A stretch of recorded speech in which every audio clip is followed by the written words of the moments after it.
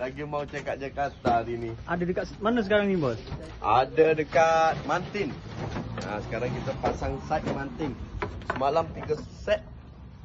Satu hari. Site Putrajaya. Sekarang kita dah sampai Mantin, geng. Kita pasang site kitchen cabinet, body block board, pintu laminate, geng. Mari tengok barang dia dulu. Kita pakai lalamu yang kecil. Tadi dah tersilat jalan.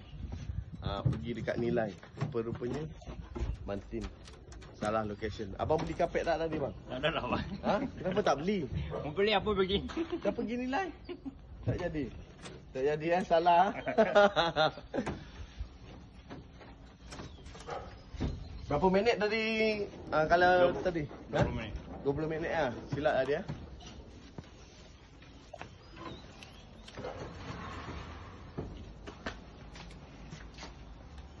Pintu letak sana dulu.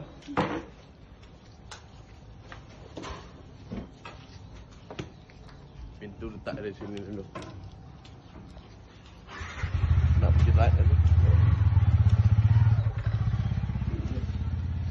Dia sini cantik. Macam rumah ni cantik. Yang sekarang ni rumah mungkin murah sikit lah. Dekat area Mantin ni. Tapi renovate yang mahal. So rumah sewa ada lagi sedikit. Mungkin duduk sini juga.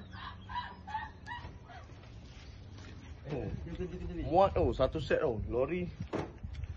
So van 9 feet. Bisa? Boleh. Bisa benar. Pak, bisa kak? Boleh. Dibolehkan. Okey, untuk yang ni set dia 9,500, geng. Untuk kitchen ni.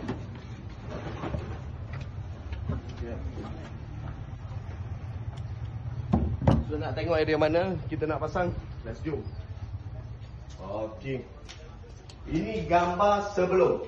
Ni gambar sebelum Okey, so lubang ni kita akan tebuk dari sana. Okey, hook ni akan pergi ke sebelah belakang lah. Okey, sini pun sama ada kabinet. Dia punya lawan. Ada gold, geng. Solid. Okey, jom kita tengok dari belakang. Mari. Okey. Lagi pisang ni nak masuk. Macam ni. Nak tepuk dari sini. Ngam-ngam je kita boleh masuk. Ngam-ngam. Kita tepuk sini. So hood tu akan keluar bahagian sini. Okay. Let's jom. Direct sebelum Raya Haji, kau geng. Kau. Lepas Raya Haji masih ada slot lagi. So yang mana berminat terus roger di bawah ni. It is custom.